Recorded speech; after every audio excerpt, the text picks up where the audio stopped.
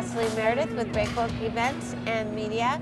We have just finished up our Talent Gap and Future of Work session, and I have the moderator, John Hark from Bertling, with me. Hello. Good afternoon.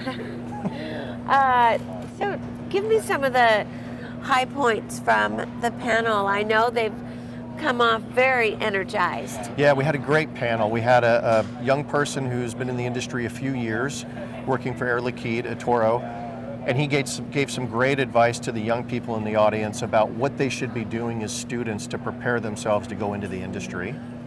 And then also once they get into the industry, what they should be doing as well. And then Jackie from the Port of Houston gave a bit of a background on what the port is doing, which a lot of people aren't aware of, with the nonprofit and the community relations department, where we work on maritime education outreach programs at our area high schools, which is a great program. And that's actually starting to branch out now into other areas of the country, and they give advice to other school districts. Oh, really? And Jackie also was able to take part on an international forum with some academic professors where they're doing this in other ports around the world. So very interesting. And then the third panelist, Casey Eckstein, founded Women in Maritime Operations, dynamic speaker, businesswoman, and just started her own business where she's working on placement and staffing, focused sort of on putting women into the industry, which is great. So that helps build diversity and inclusion. Yep. And so, yeah, I thought it was a great panel. We tried to focus on two pieces: the students in the audience, which the majority of the audience was students, which is great to see, and also the professionals in the audience. And so they all walked out of that session, I think, with things they can do as they leave. I think it's important with our panels to have actionable items for people, not just people talking. And when they left today, they all knew they could call any one of these panelists. They could get involved with the Port of Houston. They can do it in their own port. They can reach out to Casey, reach out to Toro, and the students as well.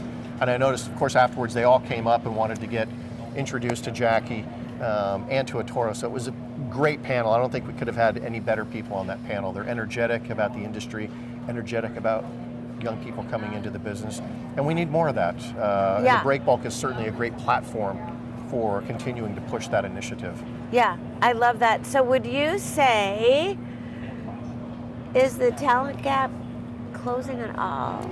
No, I think it's getting worse, and I've talked about this.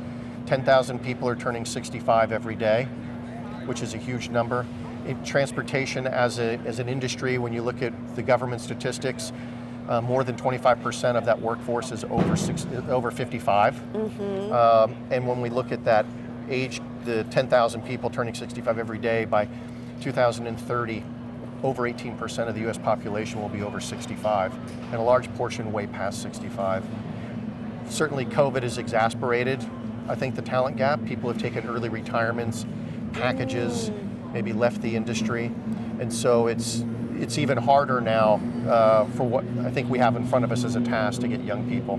And specific to our niche area of project logistics and capital project logistics execution, we're competing with the other areas of logistics and supply chain, which, those are a little bit sexier, working for Amazon and, distribution of consumer goods. And we have to convince people to come in and work with oversized and heavy cargo and I don't know. I think this is a little more interesting than yes. Little boxes of items. So but I'm so glad that you're involved in Education Day and the wider main stage program. So just got to keep at it. Yes, everybody has a role to play, so they need to get at it. Thank you.